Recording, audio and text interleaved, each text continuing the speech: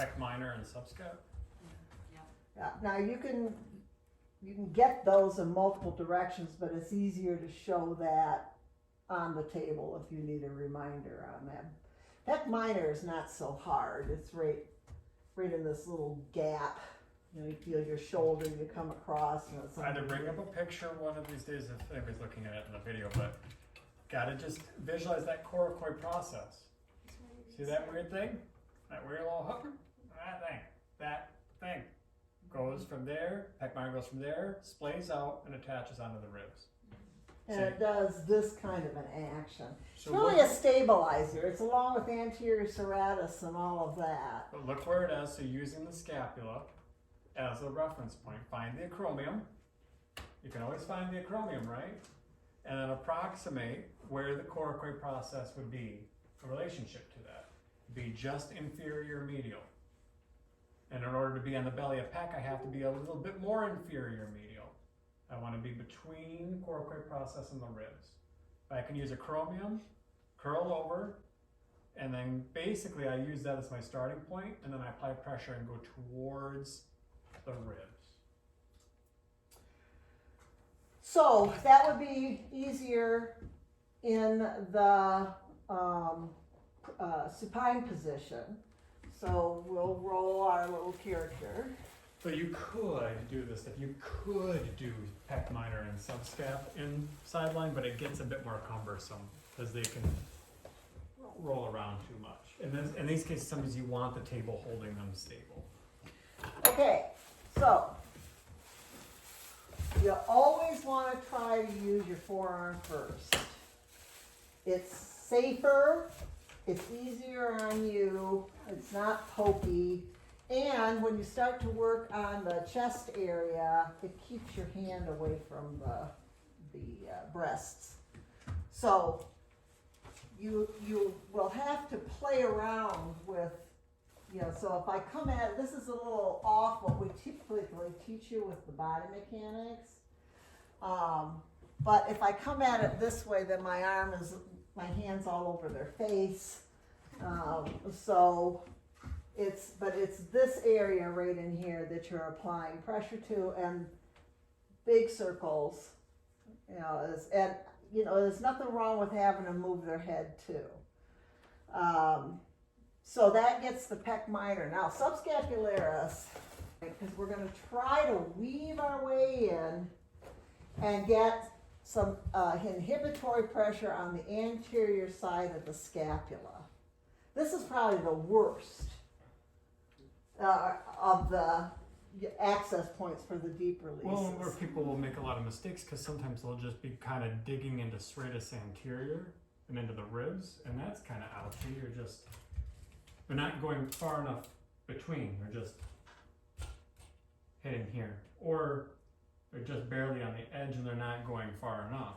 So you have to visualize this is here, right? You got to get in between. And it's awful.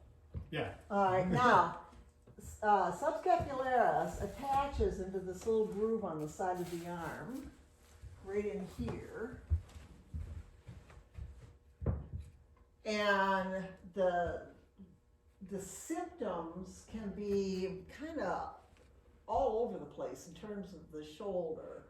But telltale is if you press into that area right here, they'll go, oh yeah. But they might be feeling it more to the back. So The tendon, think of its antagonist is infraspinatus.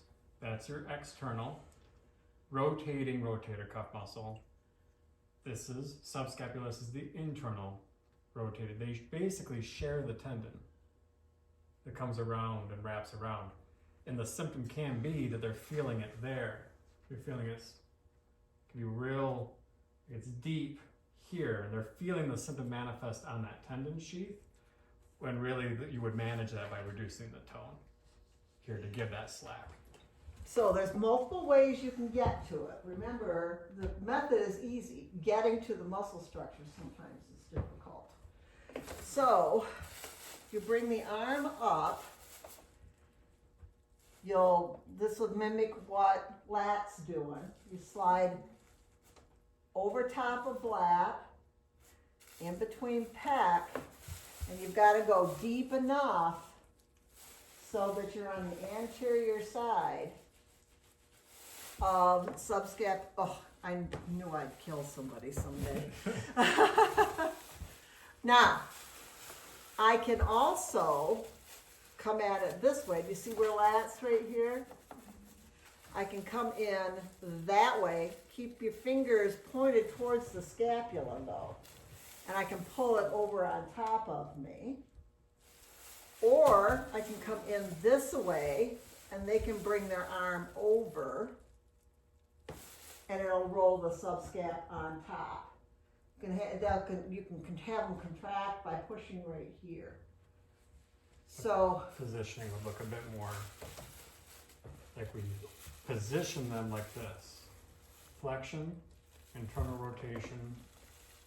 oh, that was good, Luke. You put them in a sling. Well done. Put them in a sling. Now, subscapularis is an internal shoulder rotator. So what do I have to have them do in order to concentrically shorten it?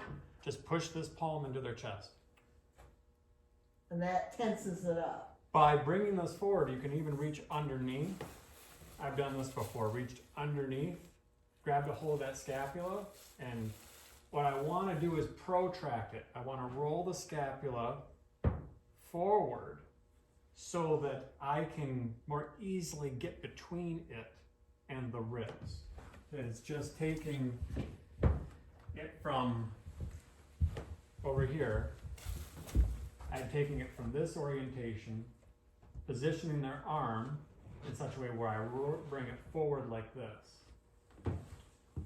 That way, instead of me pushing, and I'm just pushing into a flat surface, I roll it forward and I can come in and try to get between it.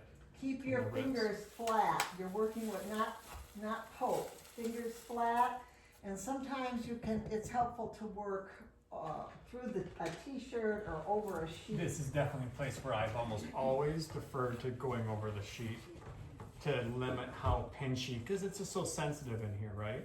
But this positioning, having them like this, sometimes I stabilize them by putting my one hand right underneath.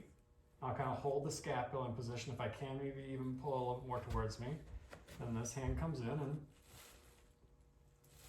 try to just bury my way deeper. And I'm looking initially, I personally initially try to find the inferior angle and let that track me up and over. I feel like it keeps me away from the brachial plexus stuff. And if the person feels a nervy sensation, you need to move. Yeah, don't release the nerve. And if you feel a pulse, Yes. don't release the pulse.